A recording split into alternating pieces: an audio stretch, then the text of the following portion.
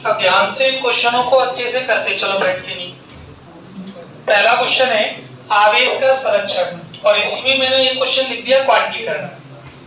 तो बताओ आवेश का संरक्षण क्या होता है? किसी विलगित निकाय में आवेश को ना तो उत्पन्न किया जा सकता है ना ही नष्ट किया जा सकता है। उसे केवल इसमें ही नहीं है, बस इतनी क्लोज कर दो, है ना। किसी विलगित निकाय में आवेश को ना तो उत्पन्न किया जा सकता है ना ही नष्ट किया जा सकता है। इसे अपन बोलेंगे आवेश का संरक्षण नियम। In an isolated system, the charge can neither be created nor be destroyed. Law इतना हो जाएगा इसका। अब इसमें आपको एक एग्जांपल याद करना है कि यदि हम कांच की छड़ को रेशम से रगड़ते हैं, तो कांच की छड़ पर जितना पॉजिटिव आएगा उतना ही निगेटिव आएगा रेशम के ऊपर। इसी में साथ में ये क्वेश्चन लिखा है क्वांटीकरण।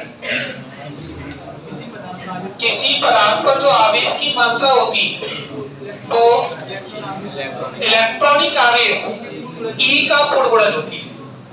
किसी पदार्थ पर आवेश की मात्रा जो होती है वो E का पूर्ण होती है। इंग्लिश में the charge on a substance is integer multiple of electronic charge E। Electronic charge E की वैल्यू कितनी होती है, किसी को मालूम है? इलेक्ट्रॉनिक चार्ज E की वैल्यू होती है 1.6 into 10 की power -19 coulomb. It is called fundamental charge. पिछली सालों में पूछा है कि फंडामेंटल चार्ज की वैल्यू लिखिए। इसी को फंडामेंटल चार्ज यानी मूल आवेश कहते हैं। ठीक है, ये मिनिमम पॉसिबल चार्ज होता है। न्यूनतम संभव आवेश कितना होता है? 1.6 into 10 की पावर -19 कूलम। अब इसके ऊपर ही n की वैल्यू 1 हो सकती है, 2 हो सकती है, 3 हो सकती है, 4 हो सकती है। पॉइंट में नहीं हो सकता है, 1.5 n नहीं हो सकता, 2/3 नहीं हो सकता। तो n की वैल्यू हमेशा पॉजिटिव इंटीजर होगी। इसके बाद नेक्स्ट क्वेश्चन है विद्युत क्षेत्र रेखाएं किन्हें कहते हैं? इनके गुण करनी है आपको मुख्यतः, यानी प्रॉपर्टीज। मान लो कोई आवेश है, इसके चारों ओर क्षेत्र बनेगा। इस क्षेत्र में कोई एकांक धनावेश जिस पथ पर गमन करेगा उसे अपन बोलेंगे इलेक्ट्रिक फील्ड लाइन, यानी विद्युत क्षेत्र रेखा। विद्युत क्षेत्र में स्थित एकांक धनावेश जिस काल्पनिक पथ पर गमन करता है। याद रखना ऐसा कोई पथ होता नहीं, केवल अपन मानते हैं कि इस पथ पर वो गमन करेगा। इसी पथ को बोलते हैं हम लोग विद्युत क्षेत्र रेखा। अच्छा, इसके गुण देखो ध्यान से। मेन गुण पूछे जाते हैं। धनावेश से प्रारंभ होती है और ऋणावेश पर एंड होती है ना, समाप्त हो जाती है। दूसरा पॉइंट सबसे बढ़िया है, दो विद्युत क्षेत्र रेखाएं एक दूसरे को कभी नहीं काटती। तो electric field lines never intersect each other.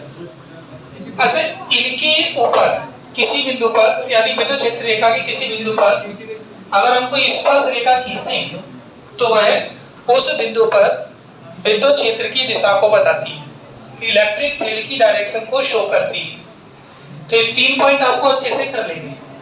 किसी चालक के अंदर ये गुजरती नहीं है, कंडक्टर से पास नहीं होती है, इसलिए इंटेंसिटी कितनी होती है कंडक्टर के अंदर? 0। कंडक्टर के अंदर इंटेंसिटी 0 होती है। और याद रखना ये किसी समबाहु पृष्ठ से, इक्विपोटेंशियल सरफेस से परपेंडिकुलर पास होगी। तो इसलिए कई बार पूछते हैं कि समबाहु पृष्ठ और विद्युत क्षेत्र रेखा के बीच का कोण कितने डिग्री का होता है? 90 डिग्री का होता है। ये पूछा गया प्रश्न है एग्जाम में। अभिलंबवत निकलती हैं और अभिलंबवत ही प्रवेश करती है। नॉर्मली इमर्ज होगी और नॉर्मली क्या होगी? एंटर होगी।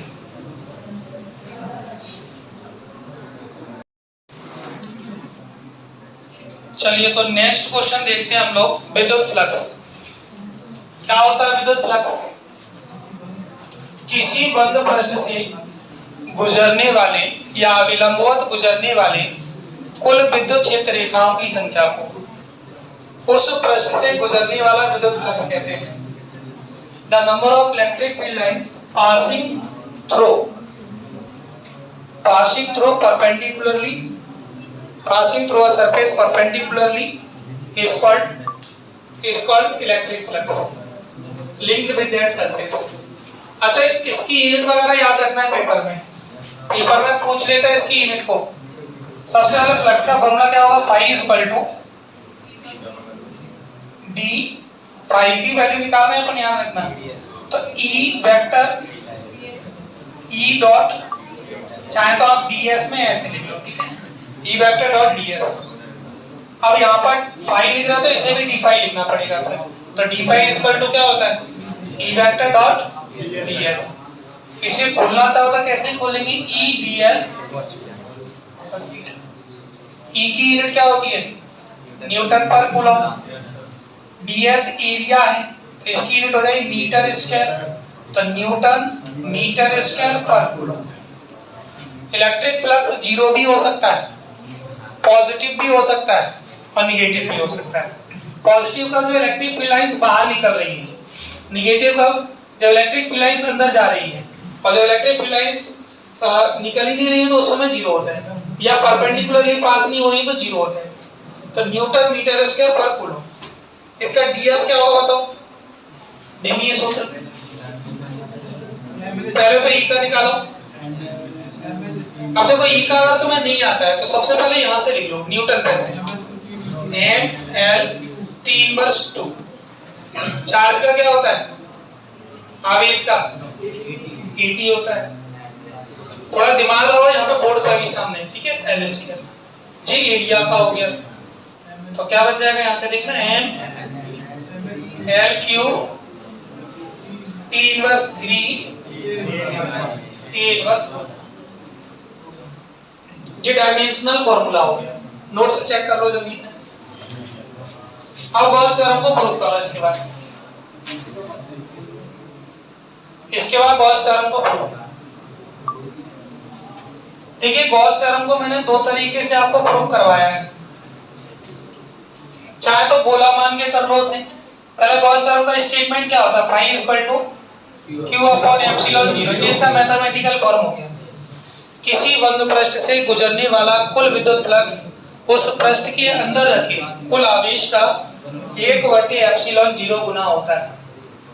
The total electric flux passing through a closed surface is 1/एप्सिलॉन 0 times of the charge present inside in it, total charge present inside in it.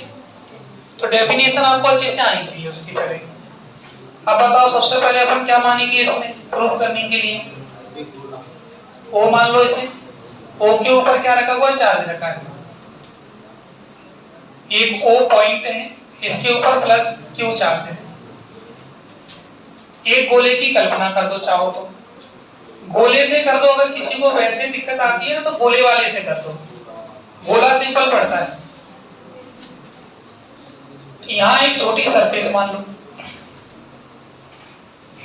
इस सरफेस को क्या मानेंगे, ds।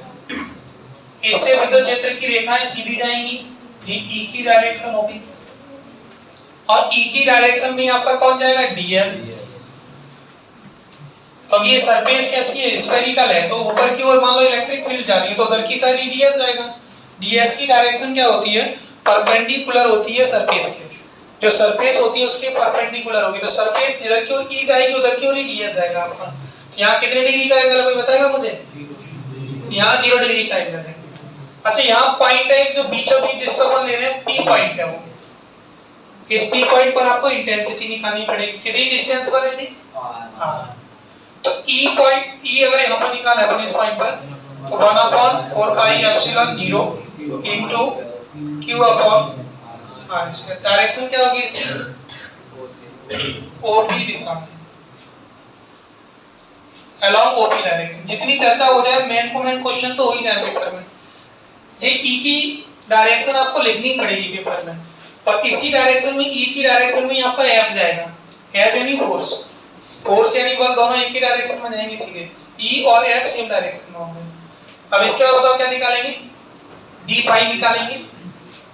d फाई क्या होगा, E vector dot ds vector, इस अल्पपृष्ठ ds से गुजरने वाला फ्लक्स, इस अल्पपृष्ठ ds से गुजरने वाला फ्लक्स क्या होगा?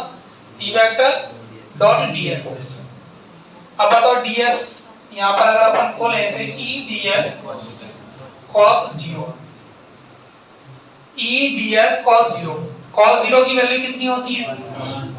E की वैल्यू पुट कर दो यहां पर चाहो तो 1/4 pi epsilon 0 q upon r square ds cos 0 की वैल्यू 1। तो क्या बन गया? 1/4 पाई एप्सिलॉन 0 ds, या ऐसी लिखा रहने दो q upon r square into ds। अतः संपूर्ण पृष्ठ से गुजरने वाला फ्लक्स निकालेंगे तो फाई क्या होगा? वो इंटीग्रेशन ऑफ डी फाई। अगर कोई दिक्कत है तो मुझे बताओ। देखो गॉस थ्योरम मैंने कई बार तुम्हें क्लास में कराई है, कोई समस्या है तो बताइए। अल्पपृष्ठ से गुजरने वाला फ्लक्स हो गया डी फाई। अब टोटल निकालेंगे, टोटल फ्लक्स निकालेंगे तो अपन क्या करना पड़ेगा? इंटीग्रेशन करना पड़ेगा। किसका? जो स्मॉल सरफेस से पास हुआ फ्लक्स उसका। जो अल्पपृष्ठ से गुजरने वाला फ्लक्स कितना है? वो अपना डी फाई। तो डी फाई का इंटीग्रेशन कर दो तो बताना वैल्यू क्या बनेगी इसमें? वैल्यू रखो इसमें 1/4 pi epsilon 0 q upon r square into ds।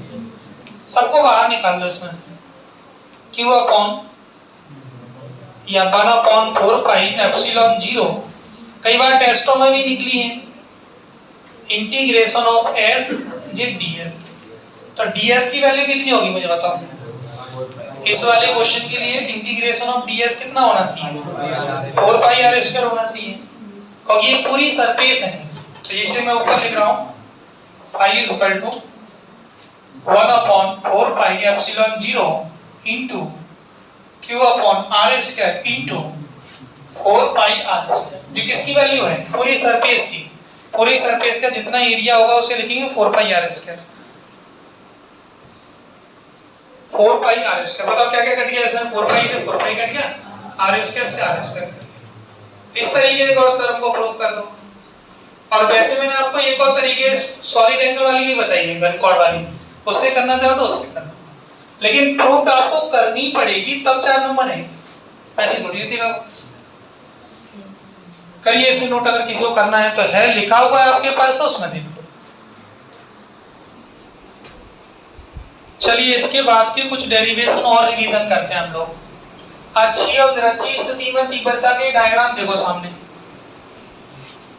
पहले तो देखो ये अच्छी स्थिति होती है जिसे एक्सियल पोजीशन कहेंगे हम लोग, और जो निरक्षी स्थिति होती है इसे इक्वेटोरियल पोजीशन। एक दो नाम और है इनके, इसका एक और नाम जानते हो? अनुदैर्ध्य स्थिति, एंड नॉन पोजीशन लॉन्गिट्यूडिनल भी इसी को बोल देते हैं। जो ब्रॉड साइड ऑन है इसे बोलते हैं अनुप्रस्थ, अनुप्रस्थ स्थिति बोलते हैं इसे। तो इसमें अपन क्या करते हैं? सबसे पहले देखो ये डेरिवेशन में कराओ नहीं, शॉर्ट में कैलकुलेशन तुम्हारी माइंडली हो जाए तो बेहतर है। सबसे पहले आप ए पॉइंट पर जो चार्ज रखा है Q, इसके कारण इंटेंसिटी निकालेंगे, माइनस Q के कारण जो तीव्रता होगी उसे निकालेंगे। तो बताना क्या निकलेगी? वो E1 निकलेगी 1/4 पाई एप्सिलॉन 0 Q अपॉन में टोटल डिस्टेंस कितनी है? AP डिस्टेंस होगी वो R प्लस L होगी कि नहीं होगी? R प्लस L का होल स्क्वायर। ऐसे ही E2 किसके कारण निकालेंगे? प्लस Q के कारण 1/4 pi epsilon 0 Q upon R minus L का होल स्क्वायर। इक्वेशन फर्स्ट और सेकंड। अच्छा बताओ इनमें से E1 और E2 में से कौन बड़ा है? E2 बड़ा है E1 से, और दोनों एक ही लाइन पर वो कार्यरत हैं। अच्छा E1 की डायरेक्शन होगी वो इधर को होगी, और E2 की डायरेक्शन होगी वो इधर को होगी। डायरेक्शन कैसे बताते हैं हम लोग? ये माइनस है तो इस पर पॉइंट पर P मान, P पॉइंट पर पॉजिटिव मानेंगे तो इसकी डायरेक्शन मानेंगे E1 की डायरेक्शन इधर को है, और P पर यहाँ पॉजिटिव के कारण निकाला तो P पर निगेटिव मानेंगे तो इसकी डायरेक्शन मानेंगे E2 इधर को है। तो E2 की डायरेक्शन होगी BP डायरेक्शन, और जो E1 की डायरेक्शन वो क्या होगी? PA direction. लिखना चाहो तो यहाँ पर लिख सकते हैं along PA, और इसे क्या लिखेंगे? along बड़ी कौन सी है इनमें से? और आपसे पूछे तो बड़ी कौन सी है? बड़ी आपकी E2 है और E1 आपकी छोटी है। तो अगर अपन इसका रिजल्टेंट फाइंड करना चाहें, परिणामी फाइंड करना चाहें, तो E2 माइनस E1 करना पड़ेगा, उसे सॉल्व करना है। देखना मैं सॉल्व कैसे करूंगा। ये चीज तो कॉमन है इसमें, 1/4 pi epsilon 0, 1/4 pi epsilon 0, Q Q दोनों कॉमन है, तो इसे बाहर निकालो, Q/4 पाई एप्सिलॉन 0। ब्रैकेट के अंदर क्या बचेगा? 1/r माइनस l का whole square minus 1/r plus l का होल स्क्वायर। गलती यहाँ होगी, वो चीजें तुम यहाँ पे क्लियर कर लो। तो r प्लस l का whole square, r minus l का होल स्क्वायर एलसीएम ले लेंगे, r प्लस l का होल स्क्वायर और r माइनस l का होल स्क्वायर एलसीएम ले लेंगे। तो बताइए 1 माइनस r वाला पहले है, r प्लस l का होल स्क्वायर इधर को मल्टीप्लाई हो जाएगा और माइनस लगा के इधर को r माइनस l का होल स्क्वायर हो जाएगा। अगर आपने कैलकुलेशन ढंग से सीखी है तो जी आगे नीचे देखो, मैं बताऊं आपको। ब्रैकेट के अंदर क्या आएगा? 1/r माइनस l का होल स्क्वायर, इधर आएगा 1/r प्लस l का होल स्क्वायर। अब आप इन दोनों का एलसीएम लोगे तो जी इधर जाएगा, ये इधर जाएगा, तो इसे होल स्क्वायर को खोलोगे तो r square plus l square plus 2rl, और इसे खोलोगे ब्रैकेट के अंदर r square plus l square plus 2rl, फिर माइनस का मल्टीप्लाई कर देना, माइनस का r स्क्वायर माइनस का l स्क्वायर प्लस का 2rl, दोनों कैंसिल हो जाएंगे, r square l square, 2rl क्या हो जाएगा? 4rl हो जाएगा। आगे क्या चल रहा है? Q/4 पाई एप्सिलॉन 0 चल रहा है। देखो शॉर्ट में जो बच्चा कर लेगा ना तो पेपर में कभी गलत नहीं करेगा, और यहाँ आ जाएगा 4rl, बच्चे बनेगा r square minus l square का। ये e की वैल्यू निकल के आएगी इसमें से चाहो तो 2 की वैल्यू अलग कर लो, 2 की वैल्यू अलग करोगे तो क्या बन जाएगा? p into 2r आ जाएगा। चाहो तो l स्क्वायर को 0 पुट कर दो, आंसर आ जाएगा। चलिए तो नेक्स्ट क्वेश्चन, इस वाले को कोई बच्चा बताएगा शॉर्ट में कैसे कर सकते हैं? शॉर्ट में कोई कर सकता है इसको? पहले तो E1 ही फाइंड करते हैं, इसमें E1 फाइंड करते हैं।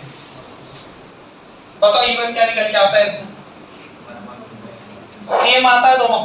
E1 आएगा अपना KQ, देखो मैं KQ के रूप में लिख रहा हूं, KQ अपॉन में AP स्क्वायर, KQ अपॉन में AP स्क्वायर, AP ये वाली डिस्टेंस है।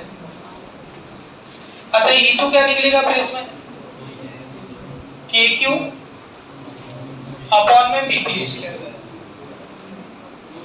यहाँ AP और BP बराबर है, AP और BP बराबर है, इसलिए E1 और E2 क्या होंगे? बराबर होंगे। इसकी अगर रिजल्टेंट इंटेंसिटी निकाला तो E बराबर अंडर रूट में कौन सा फॉर्मूला लिखाया था मैंने आपको? E1 square E2 square 2E1 E2 cos 2 theta. इसे सॉल्व करना पड़ेगा आपको। अच्छी और निरची स्थिति पेपर में पिछले सालों में कई बार पूछी है, देखना उठा के। तो E1 स्क्वायर E2 स्क्वायर दोनों इक्वल है, मुझे बताओ इसे चेंज कर लेंगे, किसमें चेंज करेंगे? E1 में चेंज करना चाहो E1 में कर लो, E2 में चेंज करना चाहो E2 में कर लो। तो बताओ E1 कितना हो जाएगा टोटल मिला के? ये दोनों 2E1 स्क्वायर हो जाएगा।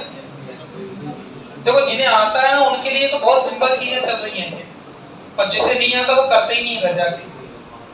कॉमन ले लो इसमें से, क्या कॉमन आएगा बताओ? 2E1 square 1 plus cos 2 theta. इसकी जगह क्या रखेंगे? 1 प्लस cos 2 थीटा की जगह, इसकी जगह अपन रखेंगे 2 cos स्क्वायर, क्या बाहर आ जाएगा? 2E1 इंटू, आप चाहो तो E1 की वैल्यू पुट कर दो यहां से, जीवाली रख दो सेम, और उसके बाद cos थीटा की वैल्यू अपन क्या रखेंगे बताओ? L अपॉन में अंडर रूट में r square plus l square.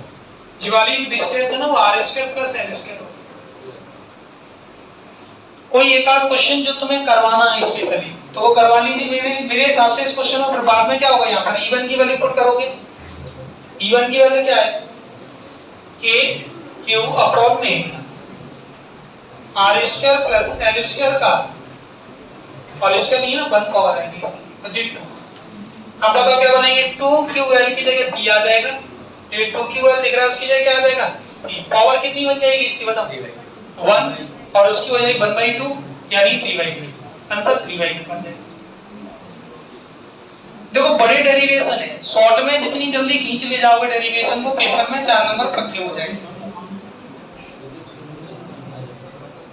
अच्छी स्थिति में चलो विभव निकाल के दिखाओ सब लोग, ये दोनों इंपॉर्टेंट है, विभव के क्वेश्चन अच्छे से कर लेना। अच्छी स्थिति में विभव करके दिखाओ, ये वाले क्वेश्चन दोनों ऐसे ही क्वेश्चन है जी मैंने भी करा दिए। अब ये दोनों क्वेश्चन आप करके देखो, अच्छी स्थिति में विभव और निरक्षी स्थिति में विभव, इंग्लिश में potential in axial and equatorial position, दोनों डेरिवेशन करके देखो। अभी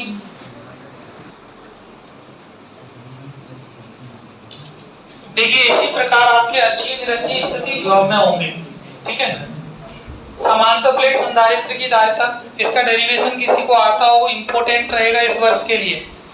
अगर गॉस थ्योरम, एक तो गॉस थ्योरम और दूसरा ये वाला क्वेश्चन सबसे ज्यादा इंपॉर्टेंट है। A एप्सिलॉन 0K फॉर्मूला क्या निकल के आता है इसमें, A एप्सिलॉन 0K अपॉन में D, ये वाला डेरिवेशन मोस्ट रहेगा, ध्यान रखना। समांतर प्लेट संधारित्र की धारिता, capacitance for parallel plate capacitor. चलिए इसे करते हैं, ये तो तुमने कर ही लिया होंगे दोनों क्वेश्चन। निरक्षी स्थिति में विभव कितना निकल के आया, इक्वेटोरियल में 0, निरक्षी स्थिति में 0 निकलेगा। अब इस क्वेश्चन को देखो सब लोग बड़ा सा सामने, गॉस थ्योरम जैसे ही क्वेश्चन है उसी लेवल का आईडी क्वेश्चन दिमाग में। सबसे पहले इसके अंदर दो प्लेटें मान लो A B, आप x मानना चाहें तो x भी मान सकते हैं, x y आपके नोट्स में x y बनी है। इसे कितना चार्ज देंगे, +Q। ये +Q चार्ज पूरी प्लेट के ऊपर यूनिफॉर्मली डिस्ट्रीब्यूट होगा, एक समान रूप से वितरित होगा। अब बताइए इसके आगे की कहानी, इसके ऊपर क्या चार्ज आएगा, माइनस। इसके प्रेरण के कारण पीछे इधर क्या आ जाएगा, पॉजिटिव, लेकिन ये प्लस चला जाएगा अर्थ के अंदर, क्योंकि इसे अपन जोड़ते हैं अर्थ से। आया समझ में? इस लाइनिंग को अपन, इसकी इलेक्ट्रिक फील्ड लाइन जो होगी ना बिल्कुल सीधी सीधी चलेगी।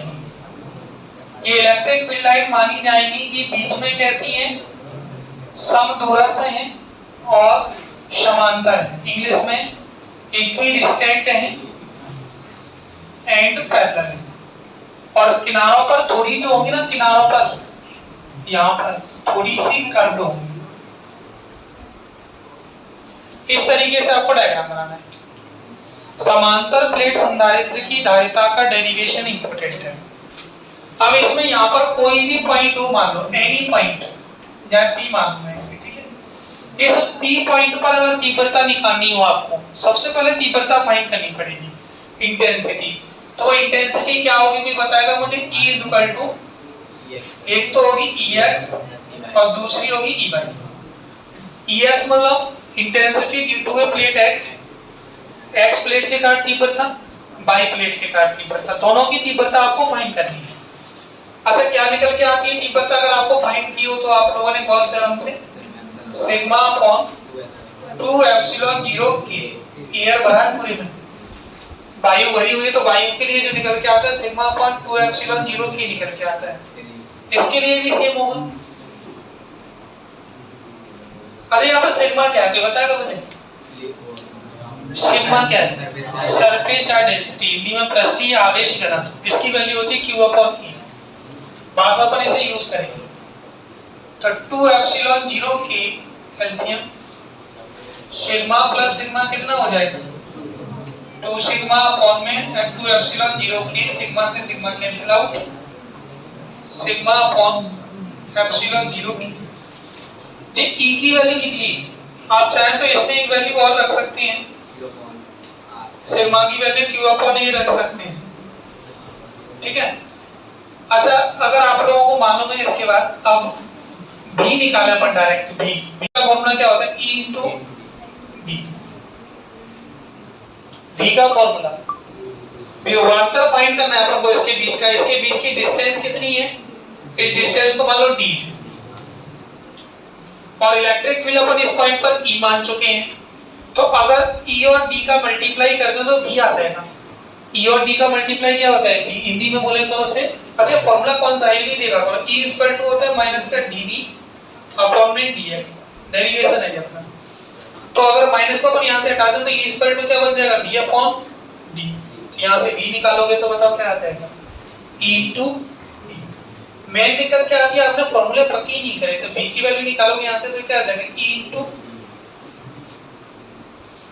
V की वैल्यू क्या बनेगी यहां से बताओ, E इनटू d बनेगी। तो आप यहां से नाउ पोटेंशियल डिफरेंस निकालो, पोटेंशियल डिफरेंस क्या हो जाएगा, V equal to E into d, E की वैल्यू कितनी है, sigma upon epsilon 0 k into V की वैल्यू आ गई। अब अगर V की वैल्यू निकालेंगे तो सिग्मा की वैल्यू रखो, यहाँ पर सिग्मा कितना आ जाएगा, Q upon A epsilon 0 k into d। जिन्हें ये डेरिवेशन नहीं आता, मैं फिर कह रहा हूँ तैयार कर लेना पेपर के लिए, महत्वपूर्ण है वाला क्वेश्चन। सिग्मा की वैल्यू रख दी मैंने Q upon A, Q upon A epsilon 0 k B की B, तो बताना क्या बन गया, V Q D A epsilon 0 k। हमें क्या फाइंड करना है, हमें क्या निकालना है, बताएगा क्या निकालना है हमको, C का फॉर्मूला क्या होता है, Q अपॉन B, वहां B की वैल्यू रख दो, Q से Q कट जाएगा, A एप्सिलॉन 0 k अपॉन में d आंसर आ जाएगा। करो इसे नोट किससे करना हो, C इक्वल टू क्या होता है फॉर्मूला, Q अपॉन, तो C की वैल्यू रख दो, Q की वैल्यू रख दो, सॉरी B की, क्या है B की value, QB A epsilon 0 k, Q से की खत्म।